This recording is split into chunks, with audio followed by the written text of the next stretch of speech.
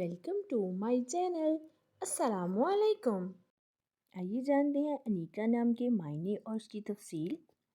हमारा आज का बेबीज़ गर्ल्स नेम है अनीका। अनीका की इंग्लिश में स्पेल्स हैं ANEEQA अनीका। ये एक इस्लामिक नेम है और लड़कियों के लिए रखा जाता है ये नाम। इस नेम के मायने हैं प्यार करने वाली, मोहब्बत करने वाली अनीका। इस नेम की तफसील है अनीका अहमर, अनीका अली। इस तरह से हम ये नाम रख सकते हैं। आप भी अपने नाम का मायने जानने के लिए कमेंट्स में अपना नाम लिखें और मायने जानिए। एंड अपने नाम की स्पेशल वीडियो बनवाने के लिए भी आप मेरे कमेंट बॉक्स में अपना नाम कमेंट कर सकते हैं। And please like the video, subscribe my channel and comment your name for meaning. मिलते हैं नेक्स्ट वीडियो में। अल्लाह हाफिज़।